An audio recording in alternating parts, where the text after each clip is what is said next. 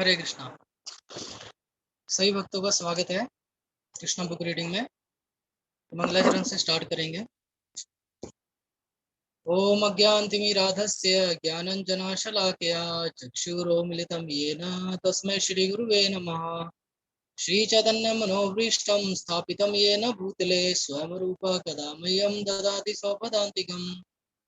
वन्देऽहं श्रीगुरो श्रीयुतपदकमलं श्रीगुरुवैष्णवांश श्रीरूपं साग्रजातम् सहगण रघुनाथावितं तं सजीवं साद्वैतं सावधूतं परिजनसहितं कृष्ण चैतन्य देवं श्री राधा कृष्ण पादान सहगण ललिता श्री विशाखान्वितांश नमो विष्णुपादाय कृष्णपृष्ठाय भूतले श्रीमते भक्ति वेदांत स्वामिनी नामिने नमस्ते सरस्वते देव गौरवाणी प्रचारिणे निर्विशेष शून्यवादी पाश्चात्य देश तारिणे हे कृष्ण करुणा सिंधु दीन बंधु जगतपते गोपेश गोपिका कांत श्री राधा कांत नमस्तुते। तप्त कांचन गौरांगी श्री राधे वृंदावनेश्वरी वृषभानुसुते देवी प्रणमामि हरि प्रिये। नमो महावदन्याय कृष्ण प्रेम प्रदायते कृष्णाय कृष्ण चैतन्य नामने गौरीवशे नमः। वाञ्छाकल्पतरुभ्यश्च कृपा सिंधु भय विचे पतितानां पावने भयो वैष्णवे भ्यो नमो नमः। जय श्री कृष्ण चैतन्य प्रभु नित्यानंद श्री अद्वैत गदाधर शिवासादि गौर भक्त वृंद। हरे कृष्णा कृष्णा कृष्णा हरे हरे हरे राम राम राम हरे हरे। हरे कृष्णा। तो आज हम कृष्णा बुक से रीडिंग करेंगे। पीडीएफ की फाइल जो है उसमें ये कुछ अध्याय मिस है। तो जिन भक्तों के पास कृष्णा बुक है कृपया वो 29 अध्याय ओपन करके साथ में रीडिंग करना स्टार्ट कर सकते हैं।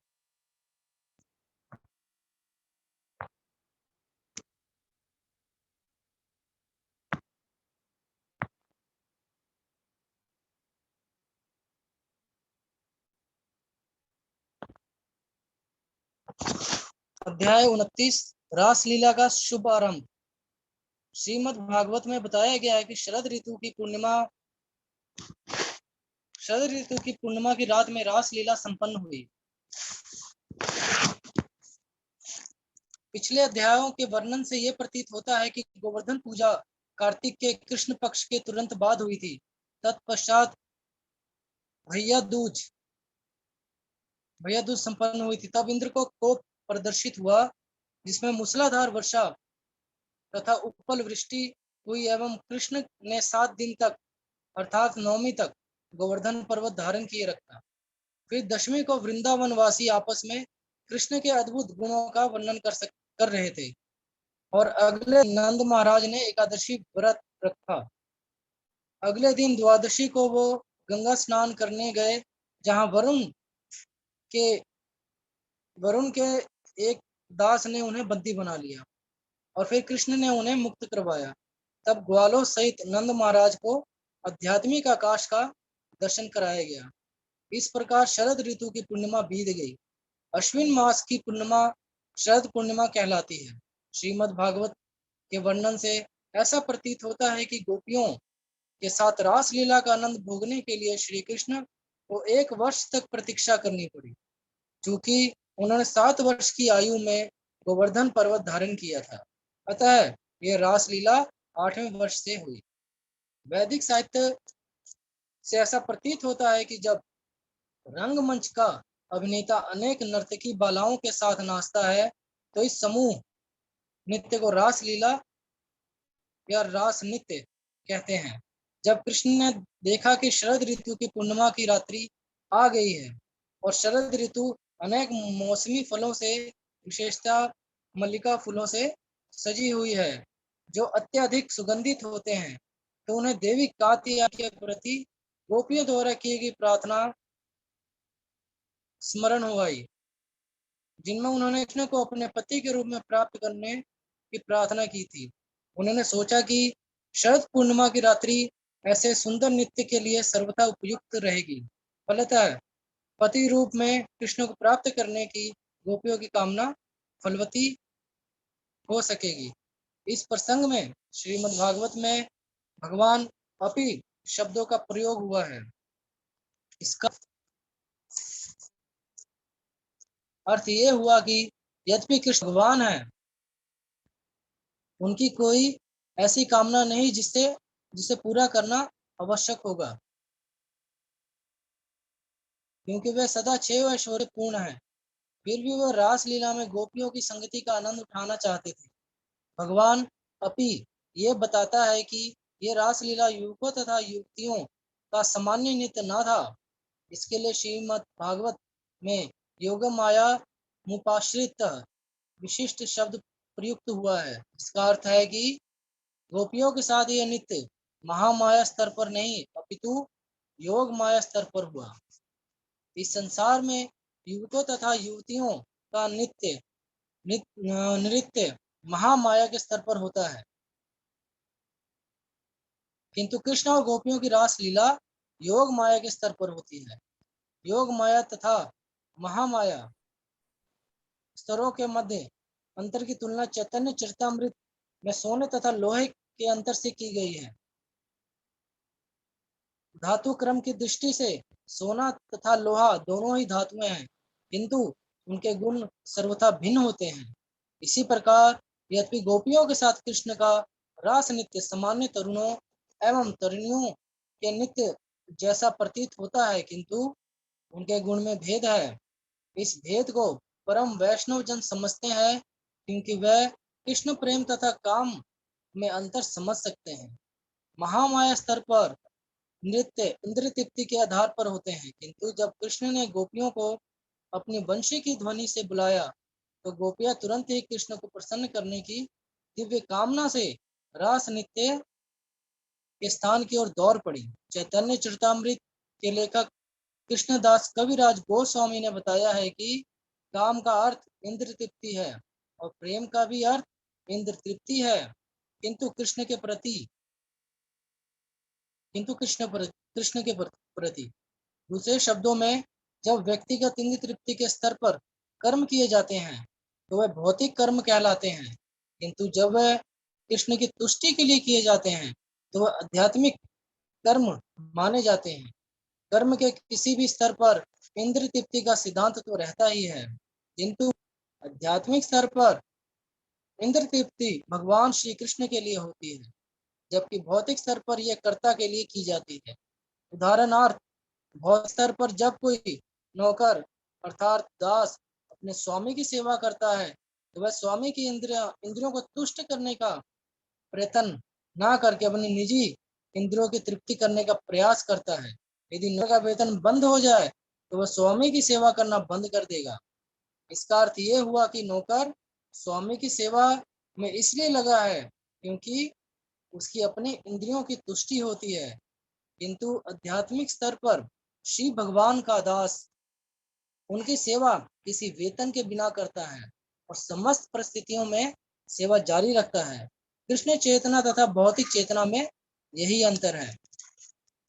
ऐसा प्रतीत होता है कि जब श्री कृष्ण 8 वर्ष के थे तो उन्होंने गोपियों के साथ रास नृत्य का आस्वादन लिया। उस समय अनेक गोपियां विवाहित थीं, क्योंकि प्राचीन काल में विशेषतः भारत में लड़कियों का विवाह कम आयु में कर दिया जाता है।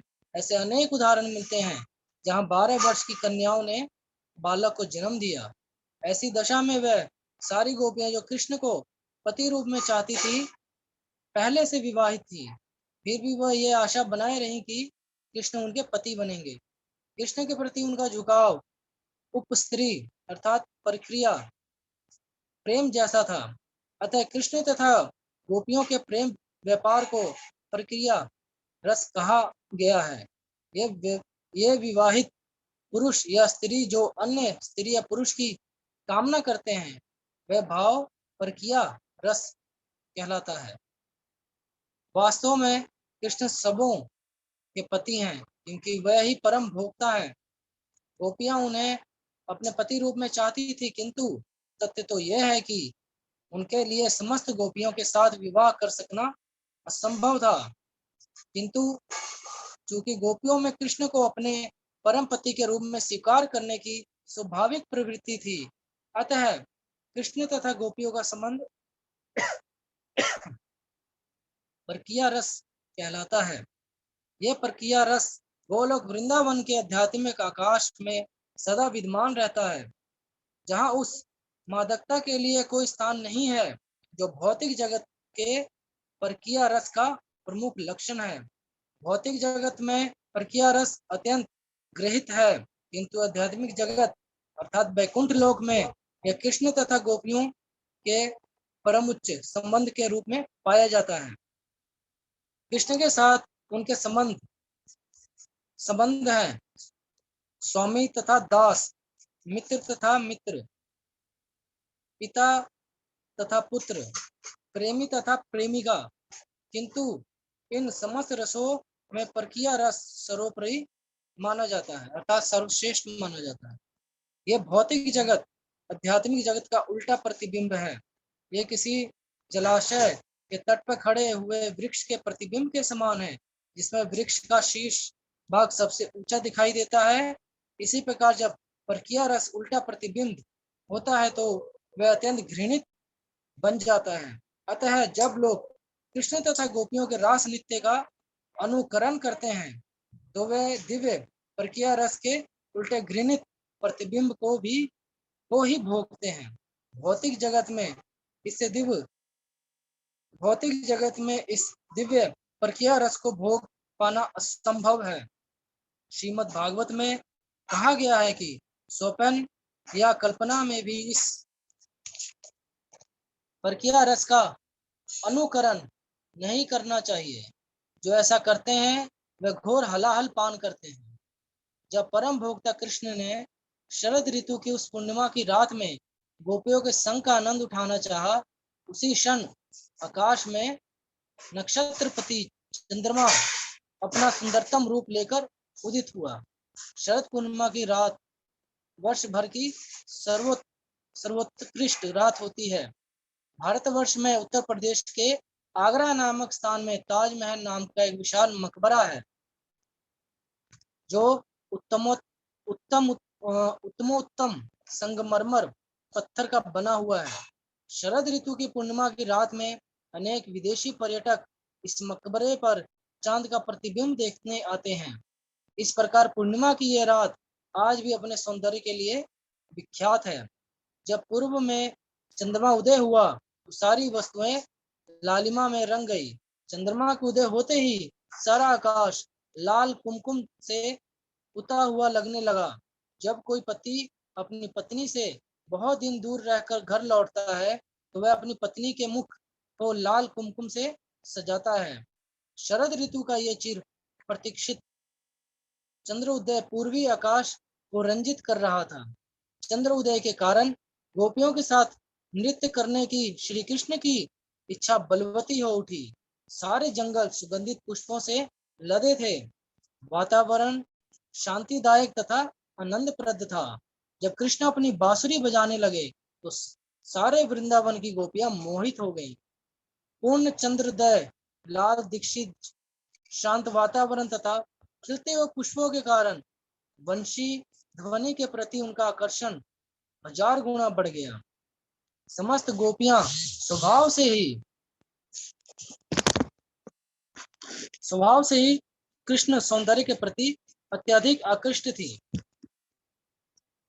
अतः जब उन्होंने वंशी की ध्वनि सुनी तो वह कृष्ण की इंद्रियों की तुष्टि के लिए अधीर हो उठी। वंशी की ध्वनि सुनते ही उन सबों ने अपने काम काज बंद कर दिए और उस स्थान की ओर चल दी जहां कृष्ण खड़े थे। जब वह अत्यंत तेजी से दौड़ रही थी तो उनके कान के झुमके हिलडुल रहे थे। वह सब वंशीवट नामक स्थान की ओर लपकी। उनमें से कुछ दूध दूह रही थी, किंतु वो आधे में ही धोना छोड़कर तुरंत ही कृष्ण के पास गई। एक तुरंत ही दूध दूह कर उसे दोहनी में रखकर गर्म करने जा रही थी, किंतु उसने इसकी परवाह नहीं की कि दूध उबलकर गिर जाएगा। वह तुरंत ही कृष्ण का दर्शन करने चली गई। उनमें से कुछ गोपियां अपने बच्चों को स्तनपान करा रही थी और कुछ अपने पारिवारिक सदस्यों को भोजन परोस रही थी, किंतु उन सबों ने सारे काम छोड़ दिए वह तुरंत उस स्थान की ओर दौड़ पड़ी जहां कृष्ण बंशी बजा रहे थे। कुछ गोपियां अपने पतियों को भोजन परोस रही थी और कुछ स्वयं भोजन करने बैठी थी, किंतु उनमें से किसी ने ना तो अपने पति की ना ही अपने खाने की परवाह की। वह तुरंत वहां से चल पड़ी। कुछ कृष्ण के पास जाने के पूर्व अपने अपने मुखों में अंगराग लगाकर सुंदर वस्त्र पहनना चाहती थी, किंतु कृष्ण से मिलने की बेचैनी के कारण वे ना तो मुख के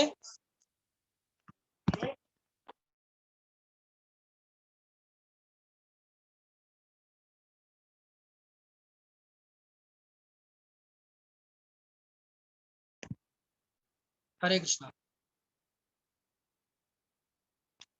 किंतु उनमें से किसी ने ना तो अपने पति की ना ही अपने खाने की परवाह की। वह तुरंत वहां से चल पड़ी। कुछ कृष्ण के पास जाने के पूर्व अपने अपने मुखों में अंगराग लगाकर सुंदर वस्त्र पहनना चाहती थी, किंतु कृष्ण से मिलने की बेचैनी के कारण वे ना तो मुख में अंगराग लगा पाई और ना ठीक से वस्त्र पहन पाई। उनके मुखमंडल जल्दबाजी में सजाए गए थे। कुछ गोपियों ने तो अपने वस्त्र को उल्टे ही पहन लिया, जिससे निम्न भाग का वस्त्र ऊपर की ओर और ऊपर भाग का नीचे की ओर हो गया। इस प्रकार से जब गोपियां अपने अपने घरों को हड़बड़ी में छोड़ रही थी, तो उनके पति, भाई तथा पिता सभी ठगे के ठगे रह गए और सोचने लगे कि सब कहाँ जा रहे हैं। तरुणी होने के कारण उनकी रक्षा का भार या तो उनके पतियों या फिर बड़े भाइयों या पिताओं पर था। उन सबके रक्षकों ने उन्हें कृष्ण के पास जाने से मना किया, किंतु उन्होंने परवाह नहीं की। जब मनुष्य कृष्ण के प्रति आकृष्ट होता है और पूर्ण कृष्ण भावना अमृत में रहता है, तो वह किसी संसारिक कार्य की परवाह नहीं करता है, चाहे वह कार्य कितना ही आवश्यक क्यों ना हो। कृष्ण भावना अमृत इतना बलवान होता है कि यह प्रत्येक व्यक्ति को भौतिक कार्यों से छुटकारा दिलाता है। शिला रूप गोस्वामी ने एक सुंदर पद लिखा है, जिसमें एक गोपी दूसरे को उपदेश देती है, हे सखी, यदि तुम भौतिक समाज, मित्रता तथा प्रेम को भोगना चाहती हो, तो तुम इस हसीले गोविंद का दर्शन करने मत जाओ, जो यमुना के तट पर खड़ा होकर अपनी बंशी बजा रहा है और जिसके अधर पूर्ण चंद्रमा की किरणों से चमक रहे हैं। श्रील रूप गोस्वामी ये बताना चाहते हैं कि जो कृष्ण के सुंदर स्मित आनंद से मोहित हो गया, उसके लिए सारे भौतिक भोग व्यर्थ हैं। कृष्ण भावना अमृत में प्रगति की यह कसौटी है कि जो व्यक्ति कृष्ण भावना अमृत में अग्रसर हो रहा है, उसे भौतिक कार्य तथा व्यक्तिगत इंद्र तृप्ति से मुख मोड़ लेना चाहिए। कुछ गोपियों को उनके पतियों ने कृष्ण के पास जाने से रोका और उन्हें कमरे में बंद करके ताला लगा दिया। कृष्ण के पास जाने में असमर्थ होने के कारण वे आंखें बंद करके कृष्ण के दिव्य रूप का ध्यान करने लगी। उनके मनों में पहले से कृष्ण का रूप समाया था। वह सर्वोच्च योगी सिद्ध हुई। जैसा कि भगवत गीता में कहा गया है कि जो व्यक्ति श्रद्धा तथा प्रेम से अपने हृदय में कृष्ण का निरंतर चिंतन करता रहता है, वो योगियों में सर्वश्रेष्ठ माना जाता है। वास्तव में योगी अपने मन को विष्णु के स्वरूप पर केंद्रित करता है। यही असली योग है। कृष्ण समस्त विष्णु तत्वों के आदि रूप हैं। गोपियां कृष्ण के पास स्वयं नहीं जा सकती, अतः वह सिद्ध योगी की भांति उनका ध्यान करने लगी। जीवों की बद्ध अवस्था में दो प्रकार के कर्म फल होते हैं। जो बद्ध जीव पाप कर्म में लगा रहता है, वह दुख पाता है, और जो पुण्य कर्म में लगा रहता है, उसे भौतिक सुख प्राप्त होता है। प्रत्येक दशा में वो दुख या सुख की भौतिक प्रकृति द्वारा बंधा हुआ है। कृष्ण की संगनी गोपियां जो कृष्ण के अवतार लेने वाले स्थान में एकत्र हुई थी, विभिन्न समूहों में आई थी। अधिकांश गोपियां कृष्ण की शाश्वत संगनियां थी। ब्रह्म संहिता में कहा गया है, आनंद चिन्मय सर प्रति भाविता भी। हाँ, वैकुंठ लोक में कृष्ण के सहयोग विशेष रूप से गोपियां भगवान कृष्ण की आह्लादनी शक्ति की अभिव्यक्ति हैं। वह श्रीमती राधा रानी की विस्तार हैं। किंतु जब श्री कृष्ण इस भौतिक जगत के कुछ ब्रह्मांडों में अपना दिव्य लीलाओं को प्रकट करते हैं तो उनके साथ न केवल उनके शाश्वत संगी रहते हैं अपितु वह भी जो इस भौतिक जगत में उस पद तक ऊपर उठ रहे होते हैं जिन गोपियों ने इस भौतिक जगत में श्री कृष्ण की लीलाओं में भाग लिया वह सामान्य मानवी थी। यदि वह कर्म में बंधी होती तो कृष्ण का निरंतर ध्यान करने के कारण वह कर्म फल से पूरी तरह मुक्त होती।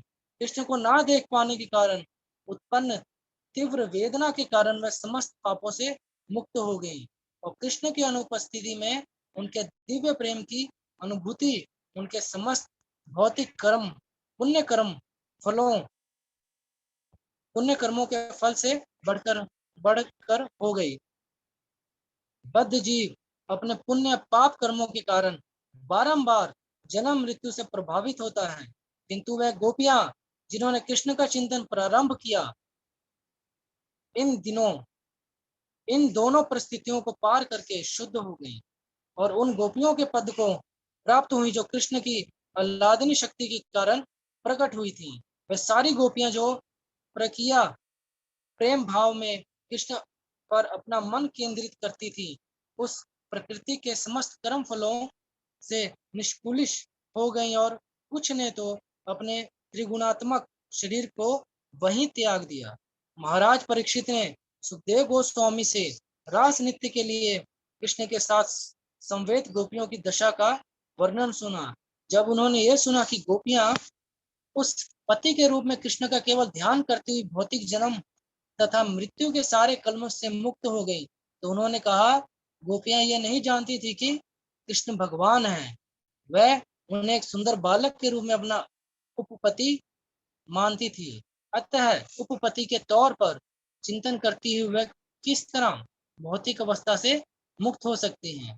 यहाँ पर यह विचार करना होगा कि कृष्ण तथा सामान्य जीव गुणात्मक दृष्टि से एक हैं। सामान्यतः जीव भी कृष्ण के अंश होने के कारण ब्रह्म है किंतु कृष्ण पर ब्रह्म है। अतः प्रश्न ये उठता है कि यदि कोई व्यक्ति केवल कृष्ण के चिंतन से भौतिक कलमश ग्रस्त अवस्था से मुक्त हो सकता है तो अन्य लोग जो किसी अन्य का चिंतन करते हैं क्यों नहीं मुक्त हो सकते हैं।